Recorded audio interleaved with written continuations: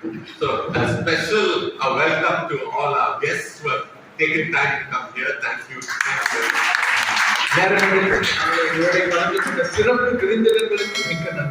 we want to have a great celebration and with the lunch also. Thank you. இந்த நாளிலே மிக சிறப்பான ஒரு கொண்டாட்டமாக உணவோடு கூட நாம் கொண்டாட இருக்கிறோம். And thank you all for making all these decorations. Looks very nice. இந்த அலங்காரங்கள் எல்லாவற்றையும் செய்தவர்களுக்கும் நன்றி. மிக அழகாக இருக்கிறது.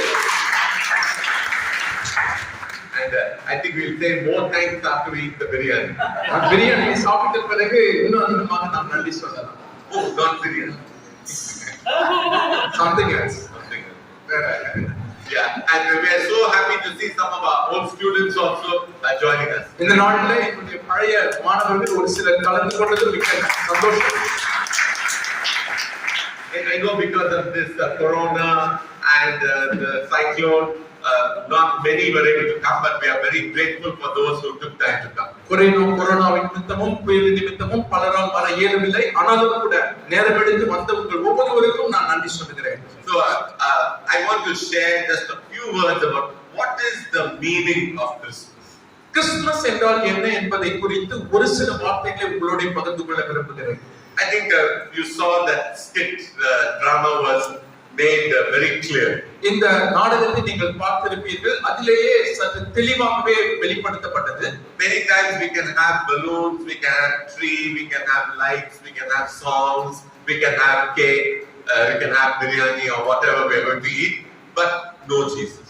அநேக முறை இந்த நாம் பார்க்கிற பலூன்கள், மரங்கள், பரிசுகள், அலங்காரங்கள் இவை எல்லாம் இருந்தாலும் கூட இயேசு இல்லாமல் இருக்கலாம். In fact, the whole world, if you see, it's having all these things that people spend thousands and thousands of rupees, but no Jesus. உலகத்தையும் நாம் பார்க்கும்போது கிறிஸ்துமஸ் கொண்டாட்டங்களிலே இவை எல்லாம் இருந்தும் கூட ஆயிரக்கணக்கான பணங்களை செலவழித்தும் கூட இயேசு இல்லாமல் கொண்டாடுகிறவர்கள் உண்டு. Sometimes I think that how this Jesus left the auto rickshaw and went away, I think the same thing may be happening in our life also. எப்படி இயேசு ஏற்றுக்கொள்ளப்படாத நாளே ஆட்டோ ரிக்ஷாவை விட்டு வெளியே போனாரோ அதே மாதிரி நம்முடைய வாழ்க்கையிலும் நடக்கலாம். That is, we have so much which is crowding in our life that actually we push out Jesus. நம்முடைய வாழ்க்கையில பல காரியங்கள் நெருக்கங்கள் வரும்போது இயேசுவை நாம வெளியே தள்ளி விடுகிறோம், அனுப்பி விடுகிறோம். But what is the real meaning of Christmas? ஆனால் கிறிஸ்துமஸினுடைய உண்மையான அர்த்தம் என்ன? God is coming to us. கடவுள் நம்மிடத்திலே வருவதுதான் Christmas. Many times we are trying to go to God. பல முறை நாம் கடவுளிடத்திலே போக முயற்சி செய்கிறோம். All people in the world, they are trying to get up to God. இந்த உலகத்தில் இருக்கிற பல ஜனங்கள் கடவுளிடத்திலே நெருங்க வேண்டும் என்று முயற்சிக்கிறார்கள். And like in this skit, some people are thinking that they sing songs and they can get to God. நாம் இந்த நாடகத்திலே பார்த்த பிரகாரமாய் பாடல்களை பாடுவதனாலே கடவுளிடத்திலே போகலாம் என்று நினைக்கிறார்கள். Others are reading the Bible and praying and praising, and they also think they are with God. சிலர் வேதத்தை வாசித்து துதிப்பதன் மூலமாக கடவுளிடத்திலே போய் விடலாம் என்று நினைக்கிறார்கள். And all that is good. எல்லாம் நல்லதுதான். But that is not the same as having Jesus. ஆனால் இயேசுவை கொண்டிருப்பதற்கு இவை எல்லாம் சமமாகாது. So why did Jesus come to us? ஏன் இயேசு நம்மிடத்திலே வந்தார்? You got one line that was coming again and again in that drama. அந்த நாடகத்திலே ஒரு குறிப்பிட்ட வாக்கியம் திரும்ப திரும்ப சொல்லப்பட்டதை கவனித்திருப்பீர்கள். I want to spend time with you. நான் உன்னோடு நேரத்தை செலவிட விரும்புகிறேன். The meaning of Christmas is God wants to be with us. கிறிஸ்துமஸுடைய உண்மையான அர்த்தம் கடவுள் நம்மோடு இருப்பதுதான், அந்த நேரத்தை செலவிடும்படியா. All religions are teaching that we should try to go to God. அநேக மதங்கள் நாம் கடவுளிடத்திலே போக வேண்டும் என்று காட்டுகிறது. But Jesus came to tell us God wants to come to us.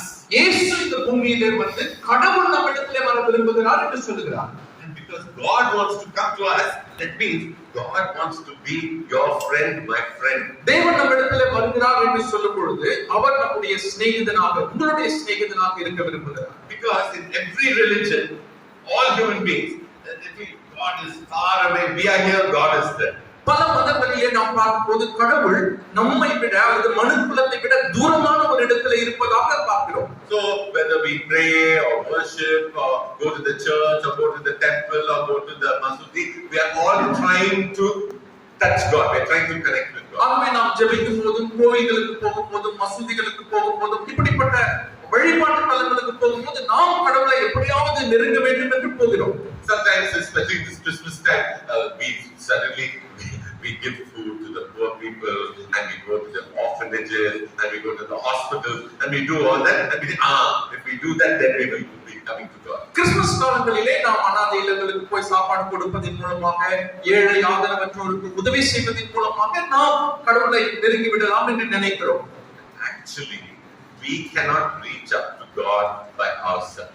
உண்மையிலேயே நாமாகவே தேவனை நெருங்க முடியாத ஒரு நிலைமை தான். The Bible says that all our righteous acts are like filthy rags in front of God. வேதம் தெளிவாக சொல்லுகிறது, நம்முடைய எல்லா நீதியுமே அழுக்கான கந்தையை போல் கடவுளுடைய பார்வையில் இருக்கிறது. So we can never reach up to God's standard. தேவனுடைய எதிர்பார்ப்புக்கு நம்மால் நிச்சயமாய் ஈடு கொடுக்கவே முடியாது நிலைமை. So God comes to us. ஆகவே கடவுள் நம்மிடத்திலே வருகிறார். So He leaves everything and comes to us at our level. அவர் தன்னுடைய எல்லா மகிமையும் விட்டு நம்மிடத்திலே வருகிறார்.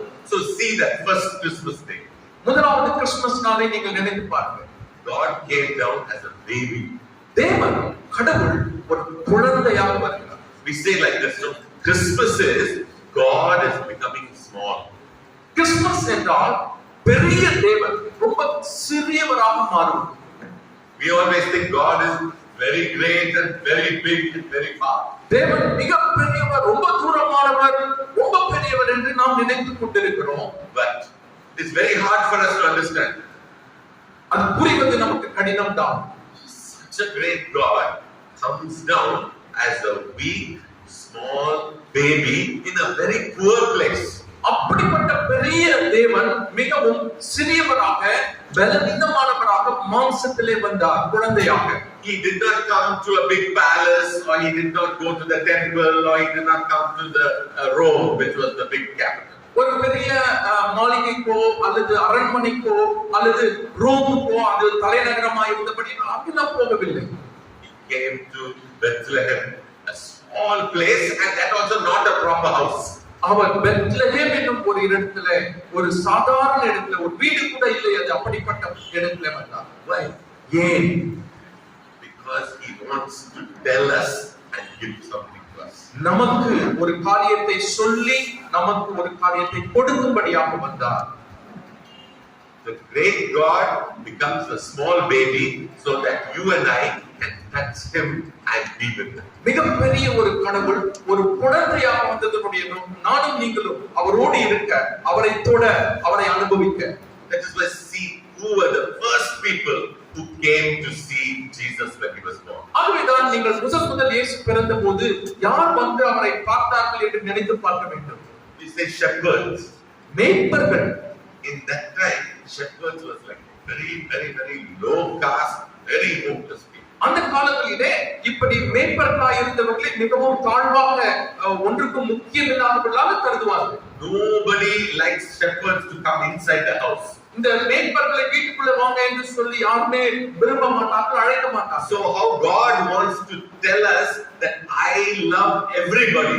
தேவன் நான் எப்படி எல்லாரையும் நேசிக்கிறேன் என்று நமக்கு கற்றுக் கொடுக்கிறார் என்றால், I don't see big, I don't see small, I don't see high caste, low caste, rich, poor, educated. All that is not important for God. நான் மிகப்பெரியவனோ, சிறியவனோ, உயர்குலமோ, தாழ்குலமோ, பணமுள்ளவனோ, ஏழையோ அதெல்லாம் நான் பார்ப்பதில்லை. So God comes down with that type of place and with that type of people. தேவன் அப்படிப்பட்ட ஒரு இடத்திலே, அப்படிப்பட்ட ஒரு ஜனங்களோடு இருக்கும்படியாகவே இந்த உலகத்திலே வந்தார். In the world today, everybody is trying to be very big and great, like the singers and the pastors and all those. இந்த உலகத்திலே நாம் பார்க்கும்போது பலர் பாடகர்கள், பிரசங்கிமார்கள், போதகர்கள் உயரமான ஒரு இடத்துல இருக்கணும்னு நினைக்கிறாங்க. That's why there was one interesting part in this drama. ஆகவேதான் அந்த நாடகத்திலே கூட ஒரு சுவாரஸ்யமான ஒரு சம்பவம் உண்டு. And when I think auto driver said, "Shall I take you to a church?" He said, "No." Auto driver சொல்லுகிறவங்க சர்ச்சுக்கு கூட்டிட்டு போட்டுமா, நான் சொல்றேன் வேணாம் சர்ச்சுக்கு. Because this is the problem for Christian people and the church. சில சமயம் கிறிஸ்தவர்களுக்கும் சபைக்கும் இந்த பிரச்சனை உண்டு. All have our enjoyment and our cakes and our trees and our music and our church service. நம்முடைய ஜனங்கள், நம்முடைய ஆரம்பம் கொண்டாட்டம் எல்லாமே சபையோடு இருக்க வேண்டும் என்று நினைப்பது. No Jesus. ஆனால் இயேசு மட்டும் இல்லை. So Jesus says, okay, have the trees, have the cake, have the songs. I will see you sometime. இயேசு சொல்லுகிறார், நீங்கள் கொண்டாடுங்கள், நீங்கள் கேக் வெட்டுங்கள், பாடுங்கள், நான் உங்களை அப்புறம் பார்க்கிறேன் போயிடுறார். So we miss Christmas and we miss Christ also. கிறிஸ்துவை நாம் விட்டுவிடும் போது கிறிஸ்துமஸையும் நாம் விட்டு விடுகிறோம். That is why we say God became small so that we can see him, we can touch him and we can become his friend. ஆகவே தான் நான் சொல்லுகிறேன், கடவுள் ஒரு சிறு குழந்தையாக பாலகனாக வந்ததினாலே நாம் அவரை தொட, நாம் அவரை அனுபவிக்க, அவரோடு உறவாட ஒரு வாய்ப்பு. Because God wants to be near us. தேவன் நம் மண்டையிலே நெருக்கமாக இருக்க விரும்புவதுதான் Christmas. That only is the message of Christmas. That only is the message of Christianity. அதுதான் கிறிஸ்துமஸினுடைய செய்தி, கிறிஸ்தவத்தினுடைய செய்தியும் அதுதான். Sometimes in our country nowadays, there's a lot of trouble with this, Christian, Muslim, Hindu, Buddhist and all fighting. சில சமயம் நம்முடைய தேசத்திலே பார்க்கும்போது கிறிஸ்தவர்கள், இஸ்லாமியர்கள், இந்துக்கள், புத்தர்கள் இதுகள் மத்தியிலே சில சமயம் ஒரு விதமான பிரச்சனைகள் ஏற்படுகிறது, கஷ்டங்கள், கலவரங்கள் ஏற்படுகிறது. So Jesus sees all this and he said, you all fight, I'm not coming. இயேசு அதான் பார்த்தா என்ன சொல்வார், நீங்க போட்டுக்கோங்க, நான் அதுல ஈடுபடவே மாட்டேன் என்று சொல்வார். That is why he came to angels, came to the shepherds and told something. ஆகவேதான் அந்த தேவ தூதர்கள் அன்றைக்கு மேய்ப்பர்களுக்கு தோன்றி ஒரு காரியத்தை சொன்னார்கள். Peace to men on earth. பூமியிலே மனுஷருக்கு சமாதானம் உண்டாவதாக. See, it is very sad. God, when he came down as a baby, came to bring peace on the earth. கடவுள் மனிதனாய் பூமியிலே வரும்பொழுது அந்த சமாதானத்தை கொடுக்கும்படியாய் வந்தார். And then we say God's name and then we are fighting. ஆனால் நாம் கடவுளுடைய பெயரை சொல்லி இப்படி ஒற்றுமையின்றி வேறுபாட்டோடு வாழ்வது மிகவும் வேதனைக்குரிய காரியம். So how can people understand about Christmas if our life like that man who was believer preaching and then shouting at that other side? நம்முடைய வாழ்க்கை கூட நம்ம பார்த்தோம், அந்த போதகர் எப்படி எனக்கு சமாதானம் வேண்டும் என்று வந்துட்டு பின்ன சண்டை போடுறாரு எல்லாரும். So let us give good news about Jesus. நாம் இயேசுவை குறித்த நற்செய்தியை எல்லாருக்கும் சொல்லுவோம். That is, God loves everyone. தேவன் அனைவரையும் நேசிக்கிறார். God wants to come and be with us. தேவன் நம்மிடத்திலே வந்து நம்மோட கூட இருக்க விரும்புகிறார். He wants to spend time with us. நம்மோட கூட நேரம் செலவிட விரும்புகிறார். He does not want to be far away. அவர் நம்மை விட்டு தூரமாக இருக்க விரும்பவில்லை. He wants to come near us. He wants to come to our house. அவர் நமக்கு நெருக்கமாக நம்முடைய இல்லத்திலே வர விரும்புகிறார். And he is not looking whether it's big house, small house, because when Jesus first came, it was in the cattle shed. அது பெரிய வீடு, சிறிய வீடு என்று அவர் பார்ப்பதில்லை. ஏனென்றால் முதலிலே வரும்பொழுது மாட்டு தொழுவத்திலேயே வந்தார். To make us understand. நாம் ஒரு காரியத்தை புரிந்து கொள்ள வேண்டும் என்பதற்காகவே அப்படி செய்தார். God is for everybody. தேவன் எல்லா மனிதருக்காகவுமே இந்த உலகத்திலே பிறந்தார். And so that is the meaning of Christmas. அதுதான் கிறிஸ்துமஸுடைய அர்த்தம். Jesus means one who saves. இயேசு என்றால் ரட்சிக்கிறவர் என்ற அர்த்தம். Saves from all the problems in our life. நம்முடைய வாழ்க்கையில் இருக்கிற பல பிரச்சனைகளிலிருந்து நம்மை ரட்சிக்கிறவர் என்ற அர்த்தம். And one of the biggest problems in the world is all this fighting among people, in the families, between friends, and country to country also this is the problem. இன்றைக்கு உலகத்திலே நாம் பார்க்கிற பிரச்சனைகள் ஒருவருக்கொருவர், குடும்பங்களுக்கு குடும்பம், தேசத்துக்கு தேசம், இப்படிப்பட்ட சண்டைகள், போராட்டங்கள் நடைபெற்றுக் கொண்டு வருகிறது. அது பிரச்சனை. So let us make a plan or a promise to God.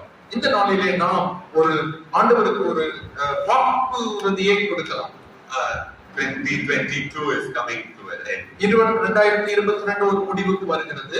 23 is coming. 23 வருகிறது. 2023, let us be people of peace. 2023 ஆண்டிலே நாம் சமாதானத்தின் ஜனங்களாக, தூதுவர்களாக இருக்க வேண்டும். And to be people of peace, we have to forgive whatever people have done against us. நமக்கு விரோதமாய் ஜனங்கள் அல்லது நண்பர்கள் யார் எதிராக செயல்பட்டிருந்தாலும் அவர்களை மன்னிப்பதின் மூலமாக. It's very sad to see in our country, one group is hitting another group, then this one will hit back. நம்முடைய தேசத்தில் இப்படியாய் ஒருவர் இன்னொருவரை தாக்குவதும் வன்முறை திரும்ப அவர்களுக்கு அதே விதமாய் செய்யப்படுவதை பார்க்கிறோம். Jesus came to bring peace among people. இயேசு அவர்கள் எல்லார் மத்தியிலும் சமாதானத்தை உருவாக்கும்படியாய் வந்தார். So this Christmas, let us give that message to the world. இந்த கிறிஸ்துமஸ்ல அந்த செய்தியை உலகத்துக்கு கொடுக்க வேண்டியவர்களாய் நாம் இருக்கிறோம். Because that is the meaning of Christmas, that is the meaning of Christ. அதுதான் கிறிஸ்துமஸ்னுடைய அர்த்தம், கிறிஸ்து என்பதனுடைய அர்த்தமும் அதுதான். God wants to come near to you. தேவன் உங்கள் அருகாமையிலே வர விரும்புகிறார். He wants to be with you. உங்களோடு இருக்க விரும்புகிறார். He wants to give you His joy, His love, His peace. அவருடைய சந்தோஷத்தை, அவருடைய சமாதானத்தை உங்களுக்கு கொடுக்க விரும்புகிறார். So I hope that God will really help you to become peace givers and peacemakers in the world. தேவன் உங்களுக்கு சமாதானத்தை உருவாக்குகிறவர்களாக, சமாதானத்தை கொடுக்கிறவர்களாக மாற்றுவாராக. ஆமென். Merry Christmas. Merry Christmas.